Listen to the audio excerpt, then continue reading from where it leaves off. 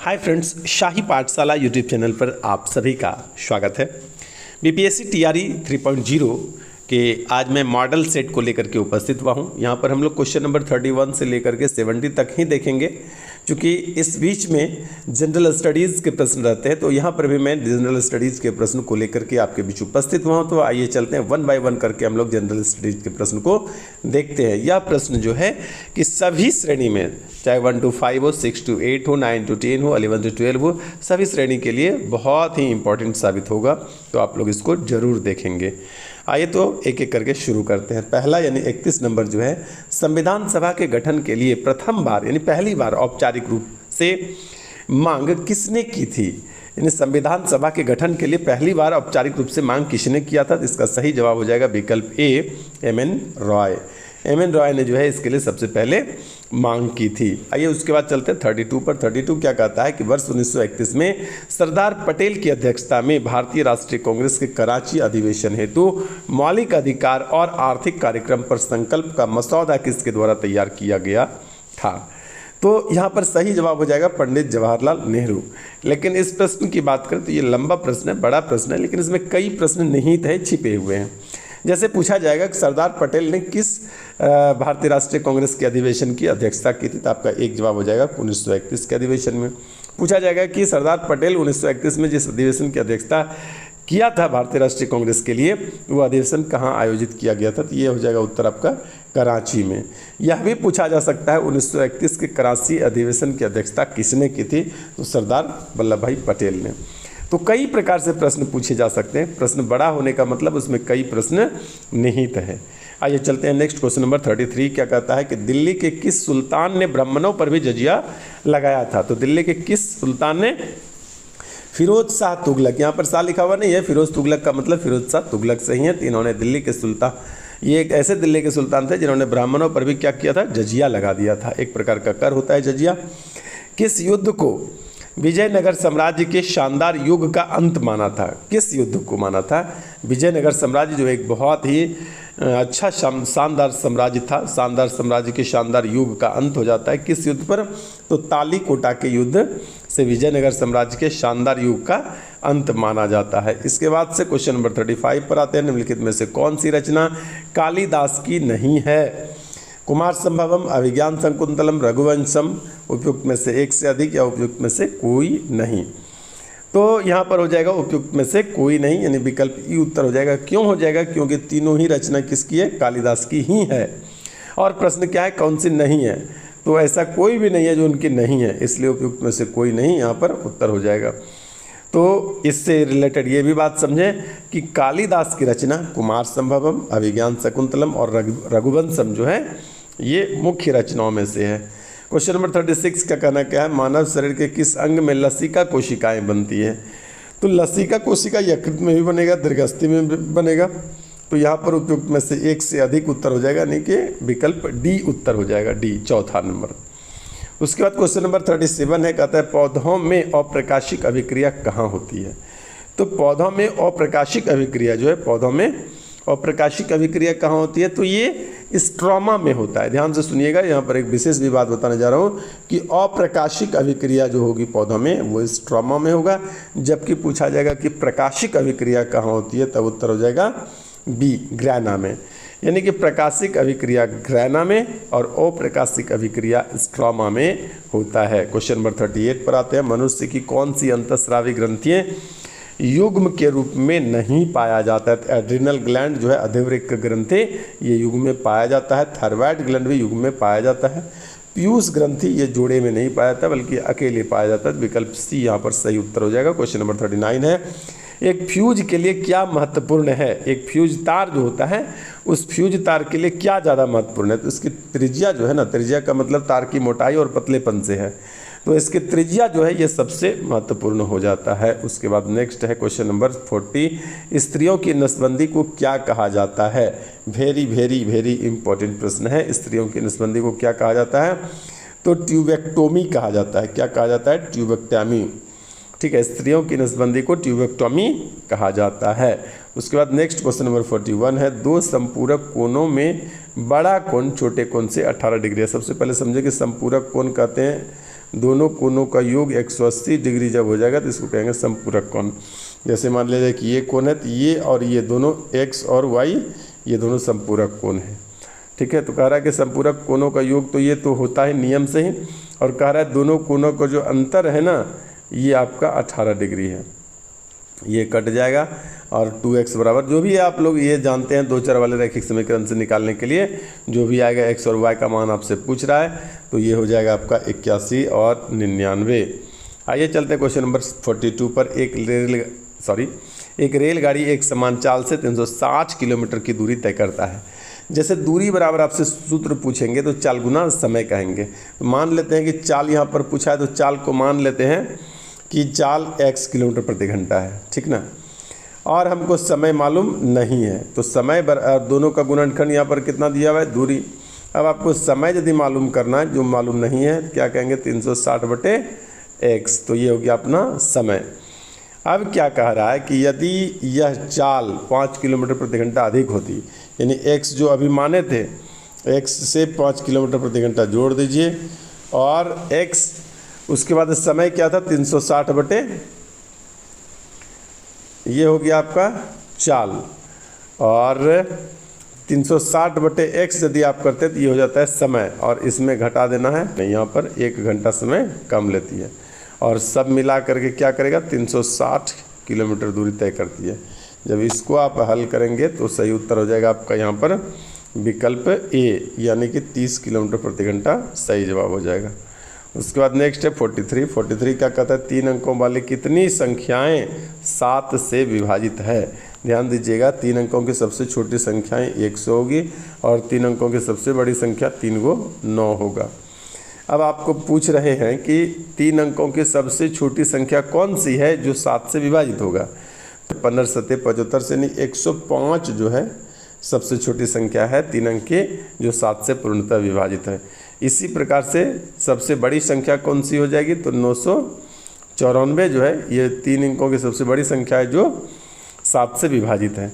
अब आपको यदि एपी में चल लेकर के आए तो आप देखिए ये a बराबर हो गया आपका 105 और an बराबर कितना हो गया 994।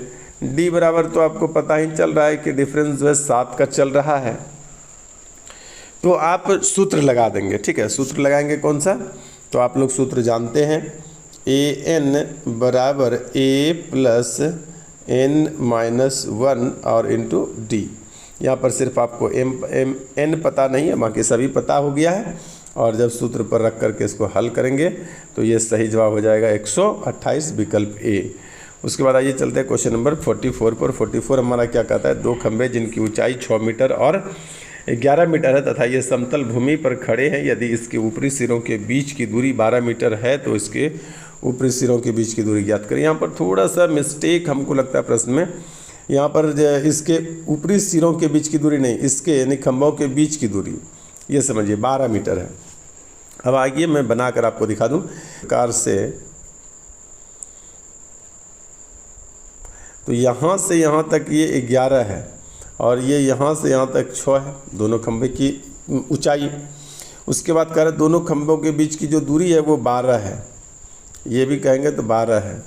अब आपसे पूछा कि बताइए सिरों के बीच की दूरी कितनी है, तो ये यदि 6 है और ये 11 है, यानी यहाँ से यहाँ तक की है 5। ठीक है, तो इधर आपका हो जाता है 12, ये हो जाता है 5, तो कर्ण ये वाला कितना हो जाएगा 13, 5 12 13 होता है। तो यहाँ पर सही उत्तर हो जाएगा आपका विकल्प ए 13। नेक्स्ट क्वेश्चन है 45 नंबर 1 + 10² 45 डिग्री और बटे 1 + 10² 46 डिग्री। यहाँ पर 45 होगा 46 नहीं, तो 10 45 का मान आप लोगों को मालूम ही है कि 1 होता है, स्क्वायर लगाए या कुछ भी लगाए तो 1 - 1 कितना हो जाएगा 0। 0 में किसी भी संख्या से भाग देंगे तो हो जाएगा 0। कहने का मतलब cos 90 का वैल्यू होता है 0, तो cos 90 आपका सही उत्तर है। उसके बाद नेक्स्ट कृषि और किसान कल्याण मंत्रालय शामिल है, तो किसमें शामिल है कृषि अनुसंधान और शिक्षा विभाग तथा कृषि सहकारिता और किसान कल्याण विभाग मंत्रालय में जो है ये शामिल है। विकल्प ए यहाँ पर सही जवाब हो जाता है। नेक्स्ट क्वेश्चन नंबर 47 है। 47 भारत के राष्ट्रपति के महाभियोग की प्रक्रिया जो है, भारत के राष्ट्रपति के महाभियोग की प्रक्रिया अर्ध न्यायिक प्रक्रिया होती है। उसके बाद नेक्स्ट क्वेश्चन है आपका question number 48, Alfonso de Albuquerque को किस भारतीय क्षेत्र पर कब्जा के लिए जाना जाता है? तो ये गोवा क्षेत्र पर कब्जा के लिए जो है अल्फांसो डी अल्बुकर्क को जाना जाता है। आइए नेक्स्ट क्वेश्चन चलते हैं 49, अलीगढ़ आंदोलन का प्राथमिक उद्देश्य क्या था? तो अलीगढ़ आंदोलन का जो प्राथमिक उद्देश्य था वो था भारत में मुसलमानों के बीच पश्चिमी शैली की वैज्ञानिक शिक्षा को बढ़ावा देना। ये अलीगढ़ आंदोलन का प्रारंभिक उद्देश्य था। उसके बाद नेक्स्ट हो जाता है आंध्र महिला सभा के संस्थापक कौन थे? तो आंध्र महिला सभा के संस्थापक कौन थे, ये प्रश्न पूछा जाएगा तो कहेंगे दुर्गाबाई देशमुख जो है आंध्र महिला सभा के संस्थापक थी, दुर्गाबाई देशमुख। आइए नेक्स्ट क्वेश्चन है गांधी इरविन समझौता भारत के निम्नलिखित में से किस आंदोलन में संबंधित था? गांधी इरविन समझौता जो है वह सविनय अवज्ञा आंदोलन से संबंधित था। उसके बाद नेक्स्ट 52 जो है वर्ष 1931 में कराची अधिवेशन में भारतीय राष्ट्रीय कांग्रेस की अध्यक्षता किसने की थी या कौन थे अध्यक्ष? तो हो जाएगा सरदार वल्लभ भाई पटेल। आइए नेक्स्ट क्वेश्चन नंबर 53 है खरीफ फसलों का मौसम कब शुरू होता है? तो जुलाई टू अक्टूबर जो है ये खरीफ फसल का मौसम शुरू हो जाता है। उसके बाद नेक्स्ट क्वेश्चन है 54 नंबर, ब्रह्मयोनी पहाड़ी बिहार के किस जिले में स्थित है? बिहार के गया जिले में स्थित है ब्रह्मयोनी पहाड़ी। उसके बाद नेक्स्ट क्वेश्चन नंबर 55 कहता है कि कौन सा राज्य म्यांमार के साथ अपनी सीमा साझा नहीं करती है? अरुणाचल प्रदेश, मिजोरम, मणिपुर तीनों राज्य जो है म्यांमार के साथ सीमा साझा करती है, इसलिए हो जाएगा उपयुक्त में से कोई नहीं। आइए नेक्स्ट क्वेश्चन नंबर 56 है पृथ्वी के चुंबकीय क्षेत्र के लिए जिम्मेदार होता है? तो पृथ्वी का जो चुंबकीय क्षेत्र है ना इसके लिए जिम्मेदार होता है बाहरी कोर। उसके बाद आइए नेक्स्ट क्वेश्चन नंबर 57 से नीति आयोग का संबंध निम्न में से किससे है? तो नीति आयोग का संबंध जो है अर्थव्यवस्था से है। नीति आयोग का संबंध किससे है? अर्थव्यवस्था से है। नेक्स्ट क्वेश्चन नंबर 58 है भारत के संविधान में पंचवर्षीय योजना की अवधारणा किससे ली गई है? तो रूस से ली गई है। भारत में पंचवर्षीय योजना की संभावना किससे लिया गया है? रूस से। आइए क्वेश्चन नंबर 59 पर चलते हैं। 59 नंबर क्वेश्चन कहता है महात्मा गांधी श्रृंखला के 20 रुपये, महात्मा गांधी श्रृंखला का जो नया नोट है ना इसके बारे में कह रहा है। नई का मतलब नया नोट। श्रृंखला के 20 रुपये के नोट के पीछे कौन सी तस्वीर है? ये एलोरा की गुफाएं हैं। ठीक है, क्या है? तो एलोरा की गुफाएं हैं। उसके बाद नेक्स्ट क्वेश्चन हो जाएगा 60, भारतीय बीमा नियामक और विकास प्राधिकरण का मुख्य कार्यालय किस शहर में स्थित है? तो किस शहर में स्थित है ये आपसे पूछा गया, तो यहाँ पर कहेंगे उपयुक्त में से कोई नहीं, क्योंकि भारतीय बीमा नियामक और विकास प्राधिकरण का मुख्यालय जो है ये आपका दिए गए विकल्प में से कहीं भी नहीं है। उसके बाद क्वेश्चन नंबर 61 कहता है कि आकाश के नीले दिखाई देने का मुख्य कारण क्या है? तो आकाश के नीले दिखाई देने का मुख्य कारण है वायुमंडल में उपस्थित धूल आदि के कणों द्वारा सौर किरणों का प्रकीर्णन करना है। क्वेश्चन नंबर 62 है निम्नलिखित में से कौन सा अनुच्छेद सर्वोच्च न्यायालय को अभिलेख न्यायालय के रूप में न्यायालय का स्थान प्रदान है? तो यहाँ पर सही जवाब हो जाएगा आपका विकल्प सी, यानी अनुच्छेद 129, अनुच्छेद 129। उसके बाद नेक्स्ट है विश्व में सर्वाधिक बोले जाने वाली 4 भाषाओं का आरोही क्रम। तो 4 भाषाओं का आरोही क्रम जो है वो विकल्प सी है, चीनी, अंग्रेजी, हिंदी, उसके बाद स्पेनिश। विकल्प सी जो है बिल्कुल सही जवाब है। उसके बाद क्या है कि कौन सा तत्व ब्रह्मांड में सर्वाधिक मात्रा में पाया जाता है? तो ब्रह्मांड में दिए गए विकल्प के अनुसार सर्वाधिक मात्रा में कौन सा तत्व पाया जाएगा? हाइड्रोजन पाया जाएगा। क्या पाया जाएगा? हाइड्रोजन पाया जाएगा। तो ध्यान में रखेंगे कि ब्रह्मांड में सर्वाधिक मात्रा में उपलब्ध जो गैस है उसका नाम हाइड्रोजन है। निम्नलिखित में से कौन से उच्चतम न्यायालय की आरंभिक अधिकारिता में आते हैं? तो इसका सही जवाब हो जाएगा आपका विकल्प बी, यानी कि भारत सरकार तथा किसी संघ द्वारा क्षेत्र के बीच का भारत सरकार तथा किसी संघ राज्य क्षेत्र के बीच का विवाद। ठीक है, आइए क्वेश्चन नंबर 66 पर चलते हैं। क्या प्रश्न है? जब आरबीआई रेपो दर को कम करने का निर्णय लेती है तो मुद्रा आपूर्ति होती है। कहाँ से होती है? जब आरबीआई रेपो दर को कम करने के लिए निर्णय लेती है तो मुद्रा आपूर्ति होती है। तो मुद्रा आपूर्ति में क्या होगी? बढ़ोतरी होगी। मुद्रा आपूर्ति में क्या होगी? बढ़ोतरी होगी। उसके बाद आइए नेक्स्ट क्वेश्चन नंबर चलते हैं 67। कौन सा अनुच्छेद उपराष्ट्रपति के निर्वाचन से संबंधित है? तो कौन सा अनुच्छेद उपराष्ट्रपति के निर्वाचन में शामिल है, ये जवाब सवाल आपसे किया जा रहा है। तो विकल्प बी यहाँ पर सही जवाब हो जाता है, अनुच्छेद 66। क्वेश्चन नंबर 67 में है 68 में निम्नलिखित में से कौन सी एक क्षारीय मृदा धातु नहीं है, तो इसका सही जवाब हो जाएगा सोडियम, जहाँ पर लाल किया हुआ भी है। नेक्स्ट है भारतीय नौसेना में 26वें नौसेना प्रमुख का पदभार किसने संभाला है। भारतीय नौसेना में 26वें नौसेना प्रमुख का विस्तार किसने संभाला, तो इसका सही जवाब हो जाएगा आपका विकल्प ए, दिनेश कुमार त्रिपाठी। और आइए चलते हैं, आज का अंतिम प्रश्न है, हाल ही में किसे गोल्डमैन पर्यावरण पुरस्कार 2024 से सम्मानित किया गया है, तो इसका सही जवाब हो जाएगा आपका विकल्प सी, यानी आलोक शुक्ला। हाल ही में किसे गोल्डमैन पर्यावरण पुरस्कार 2024 से सम्मानित किया गया है, तो आलोक शुक्ला को। तो बने रहिए शाही पाठशाला के साथ, इसी प्रकार से 1 by 1 बीपीएससी टीआरई 3 के लिए प्रश्न लेकर के आता रहूँगा। आज के लिए इतना ही, धन्यवाद।